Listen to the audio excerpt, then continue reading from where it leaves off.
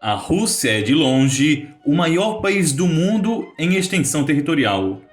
Considerando a Crimeia, a quem domina de fato desde a guerra contra a Ucrânia, a terra de Vladimir Putin possui uma extensão de aproximadamente 17 milhões e 120 mil quilômetros quadrados. Em termos comparativos, isso é quase o dobro do segundo maior país do mundo, o Canadá, que conta com 9 milhões e 900 mil quilômetros quadrados, e mais que o triplo de toda a União Europeia, que mede menos de 5 milhões de quilômetros. Em outras palavras, a Rússia é realmente muito grande. Suas fronteiras se estendem desde o Ártico até o Oriente Médio e da Europa até a borda da Ásia, onde quase toca no Alasca, um território americano.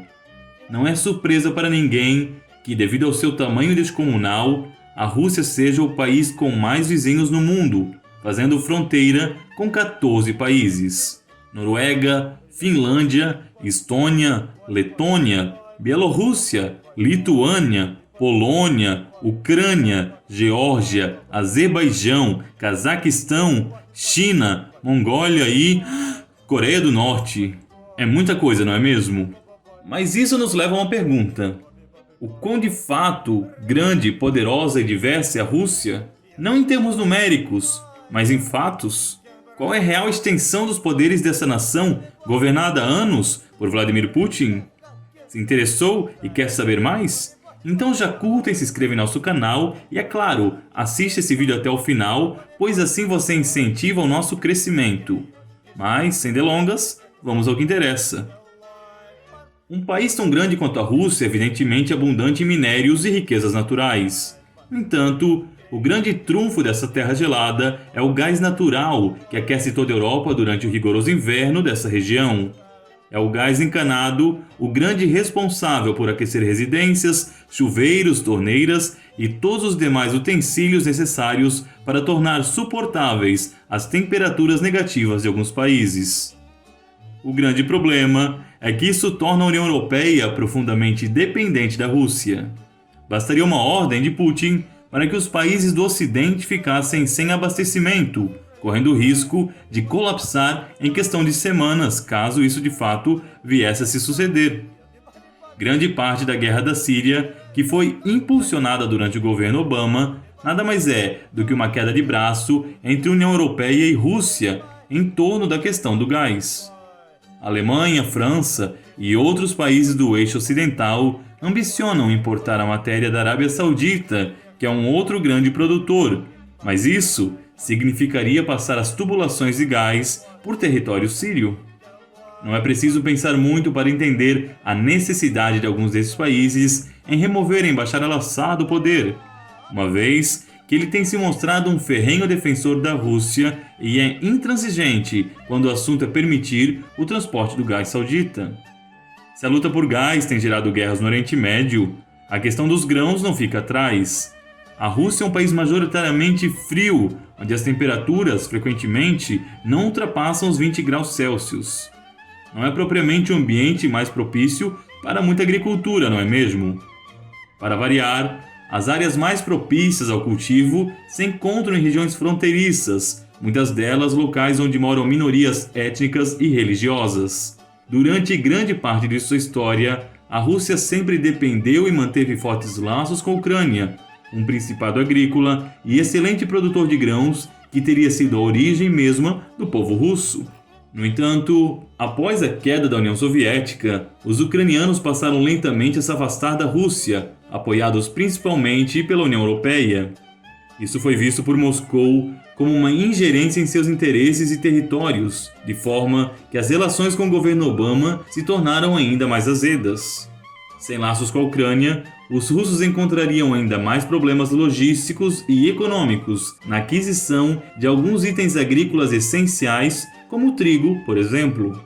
Claro, podemos entender, se estudarmos a história, o rancor dos ucranianos quando pensamos no Holodomor, uma verdadeira chacina perpetrada por Stalin contra esse povo, quando centenas de milhares de ucranianos morreram de fome. Mas isso aqui é assunto para outro vídeo, que se você quiser, aliás, ver tratado aqui no canal, comente aqui embaixo para eu saber. Ainda assim, Acreditar que os países ocidentais apoiam a Ucrânia única e exclusivamente por razões humanísticas é um pouco idílico da parte de muitos de nós. Outro atrito na região ocorreu com a guerra entre ucranianos e russos e a consequente ocupação e anexação da Crimeia por parte de Moscou. A área foi, durante séculos, fonte de disputa e interesses do Império Russo, porque é capaz de fornecer ao país o tão ambicionado porto em águas quentes. Sem a região da Crimeia, a Rússia se tornaria refém de portos em águas que ficam parcialmente congeladas durante os meses de inverno, o que pode ser fatal para o comércio e, acima de tudo, para a manutenção de sua frota durante o período de guerra. Muitas guerras foram travadas pelo controle dessa região, e a que ocorreu contra a Ucrânia foi apenas um reflexo de todo o histórico para garantir a soberania sobre essa área. Inúmeras sanções econômicas foram impostas contra a Rússia, afetando consideravelmente a sua economia. Ainda assim, o país consegue ser a segunda maior potência militar do planeta e o detentor do maior arsenal nuclear do mundo. São milhares de armas atômicas capazes de devastar praticamente a vida do planeta inteiro. Outro destaque da Rússia é sua extrema diversidade. Pudera, um país que domina sozinho 1/9 de toda a superfície terrestre, deve necessariamente conter uma quantidade exorbitante de culturas, raças e religiões.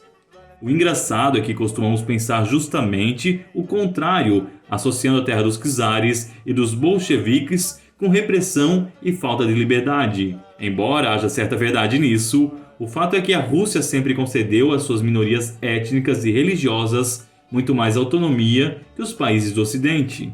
Talvez isso se deva pelo seu regime agrário e quase feudal até a queda da monarquia em 1917, o oposto da tendência modernizante e centralizadora de muitas nações da Europa. Mas, mesmo depois, com a instauração do regime soviético, percebemos que essa tendência foi mantida. Há dentro do território russo 22 repúblicas autônomas, com capacidade de criar as próprias leis, de se autogerirem e com a manutenção dos costumes preservados. Cada uma dessas repúblicas representa uma minoria étnica, cultural, religiosa e/ou racial, embora atualmente muitos desses grupos minoritários não sejam mais a maioria dentro de seu próprio território, isso graças à troca de cultura e às constantes migrações internas possibilitadas pelo enriquecimento do país. Uma dessas repúblicas autônomas, talvez a que tenha ficado mais conhecida por nós devido às manchetes que denunciavam perseguição aos homossexuais e as tentativas de separatismo, é a República da Chechênia, de maioria muçulmana. Mas a outra, que tem se tornado cada vez mais famosa, graças às suas paisagens exuberantes, simplesmente idílicas. É a República de Tuva, um território de povo mongol e praticante do budismo encravado no sul do país. Apenas isso já demonstra a diversidade incomparável dessa nação, muito maior do que o Brasil, por exemplo, que se considera um país diverso. Há ainda 46 oblastes e 9 krais. Na prática, inexistem distinções entre essas duas entidades federais, a não ser uma questão geográfica. Krai vem da palavra eslava para fronteira e, por isso, costuma se situar justamente em pontos que eram fronteiriços no Império.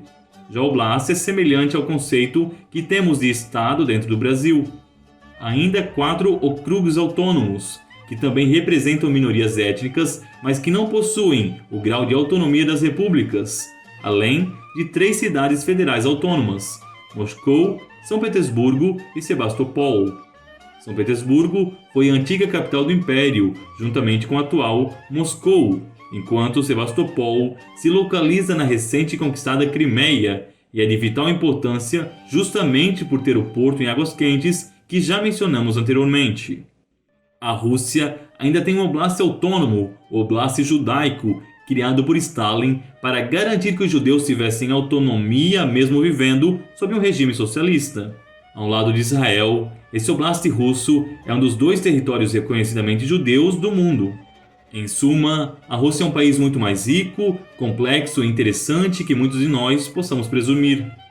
É de lá que vêm alguns itens fantásticos da culinária, como o pão de centeio, o caviar, as panquecas com creme azedo e salmão, sem esquecermos evidentemente da famosa vodka. É da Rússia também que vêm muitos tesouros do cristianismo, preservados quase intactos pela Igreja Ortodoxa e por seu patriarcado de Moscou. Com uma profunda tradição espiritual eremítica, é impossível não olharmos para esses cristãos sem rememorarmos o antigo Império Bizantino.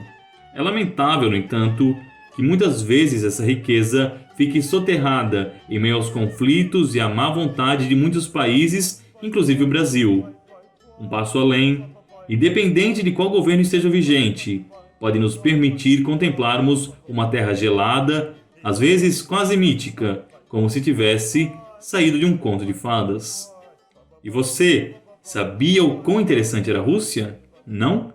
Então deixe nos comentários a sua resposta para que possamos saber. Isso também incentiva o algoritmo e nos ajuda a criar mais vídeos. Até o próximo programa, se Deus assim quiser.